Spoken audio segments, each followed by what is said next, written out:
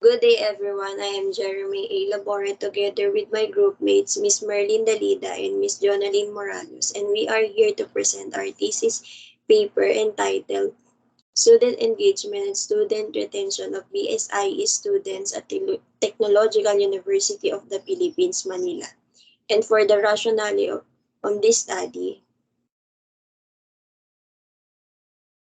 retention rate measures the percentage of the first-time undergraduate students who return to the same institution the following fall. Graduation rate measures the percentage of first-time full-time undergraduate students who complete their program at the same institution with a specific period time. According to the National Association of Independent Schools, add more elements to the list, citing that the student engagement is the best understood as a relationship between the students and the following elements of the learning environment. Next.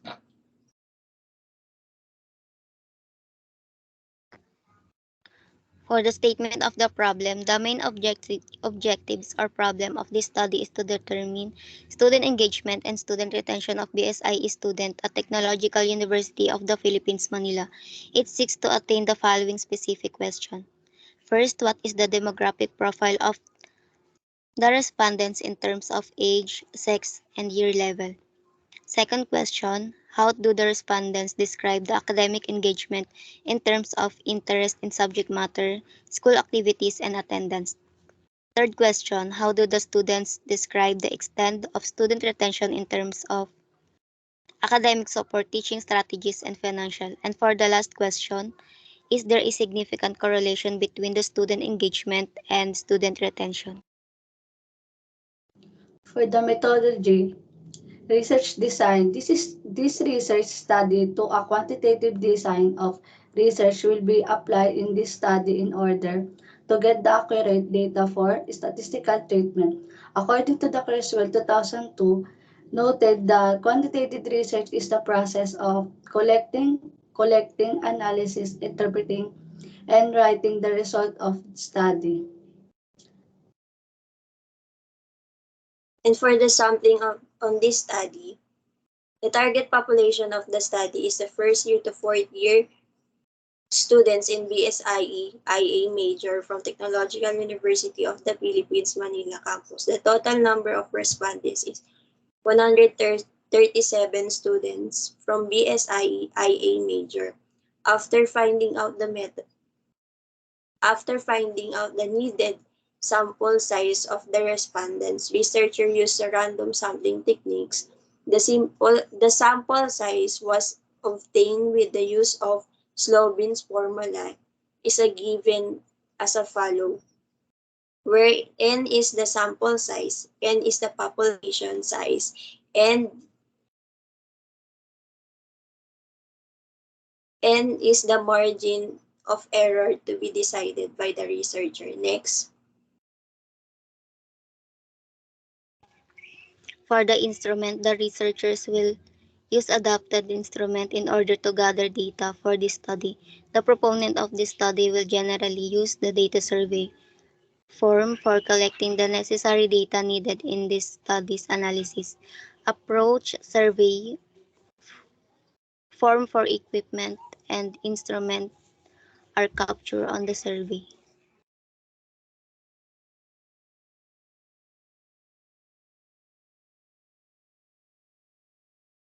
For the result and discussion of this study, frequency in the table 1, profit of the respondents, frequency and percentage distribution of demographic profile of BSIE students in terms of sex. In table 1 shows that out of 137 BSIE students, most of the respondents from IA students are male with a frequency value of 75 and percentage of 55%. And 62 of them is female with percentage of 45%.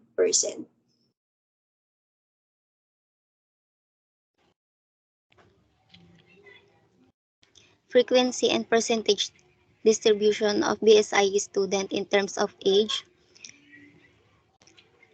As shows in the table 2, the age is categorized into three clusters. The highest age between 21 to 23 years old has the highest frequency value of 85 with a percentage of 0.62%, followed by 24 to 26 years old with a frequency value of 30 with percentage of 22%. And for the lowest range is 18 to 20 years old with a frequency of value of 22 and percentage of 16%. It shows that the majority of the respondents range is 21 to 23 years old, considered as young adult. For the Table 3, frequency and percentage distribution of BSI student in terms of year level. As shown the Table 3, the year level is categorized into four clusters. Show that out of 137 BSI students under IA major, the most of respondent is from third year level student with a frequency value of 45 and percentage of 47%, followed by fourth year level with the frequency value 19 and percentage of 19%, followed by second year level with the frequency value of 18 and percentage of 18%, and for the last from first year level with the frequency value of 18 and percentage with 18%. In the Table 4, academic engagement in terms of interest in subject matter. The Table 4 shows above that the result of academic engagement in terms of interest in subject matter. Question number 2 got the highest mean with the 3.62 and the question number 5 got the lowest mean with 3.53, while the standard deviation of question number 5 got 0.53, the highest, and the number 3, the lowest standard deviation, those verbal interpretation is agreed. Next.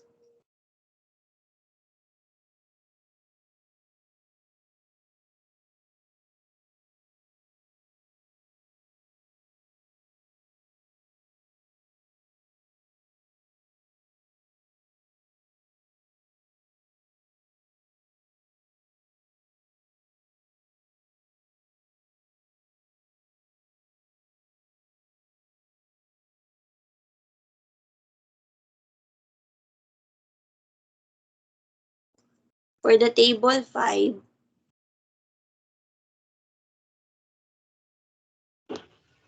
For the table 5, the table shows the result of academic engagement in terms of school activities. Question number 2 got the highest mean with 3.37 and the question number 3 got the lowest mean with 3.20, while in the standard deviation question number 2 and 3 got 0.65 and the highest number 1 lowest. Ano to? And the standard deviation, those verbal interpretation is agree.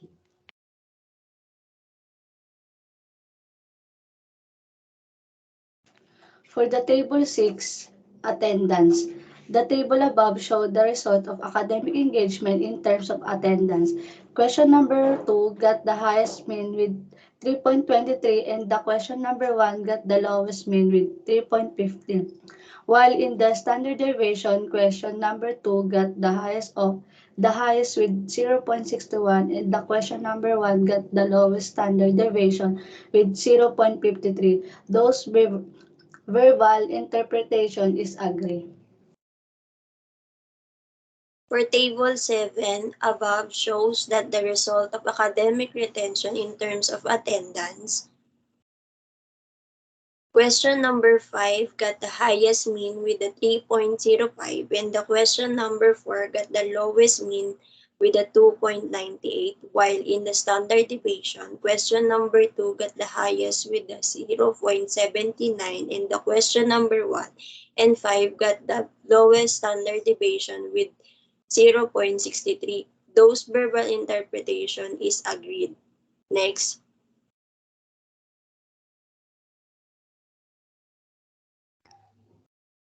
The table above shows, for the table 8, the table above shows the result of academic retention in terms of teaching strategies. Question number 2 got the highest mean with 3.11 and the question number 1 got the lowest mean with 2.94, while the standard deviation question number 2 got the highest with 0.70 and question number 5 got the lowest standard deviation with 0.60.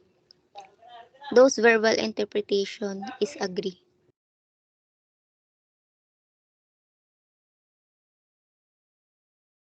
For table number 9, the table above showed the result of academic retention in terms of financial. Question number 2 got the highest of mean with 2.96 and the question number 1 got the lowest mean with 2.91, while in the standard deviation of got the highest standard deviation got the highest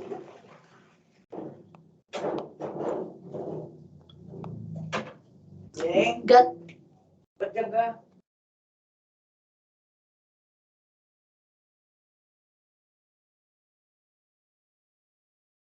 Got the highest with 0.79 and the question number 5 got the lowest mean with 2.95, while in the standard deviation, question number 2 got the highest with 0.79 and the question number 5 got the lowest standard deviation with 0.64. Those verbal interpretation is agreed. Next. For the conclusion of this study, the main purpose of this study is to know the level of the student engagement and student retention of BSIE students towards their academic engagement and academic retention. Based on the analysis conducted, it can conclude that the relationship of academic engagement and academic retention is no significant. Majority of the respondents are third-year students based on the findings of the study. This revealed that none hypothesis will be rejected. Therefore, the result of the study will be great help for the understanding on the student engagement and student retention of BSIE students. Next. For the recommendation, this study conducted to note and to determine the student engagement and student retention of BSIA student. It revealed that verbal interpretation, student engagement, and student retention has a high percent. It also showed that there is no significant relationship between academic engagement and academic retention based on the summary of findings and conclusion following. The following recommendations were drawn. First is for the student engagement must keep activity engagement with accept of their course or program. Pangalawa, for number 2, to the parents should help motivate and support them in their academic. For number 3, student engagement and student retention result in the verbal interpretation is agreed. The Commission of Higher Education should continue to focus on the gather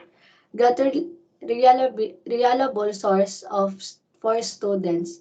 For the fourth, for the fourth, for the future researchers, since the student engagement and student retention has already been gathered in the study, the source of the student can be identified in the other study to identify the factors of how the student gain their academic engagement and academic retention.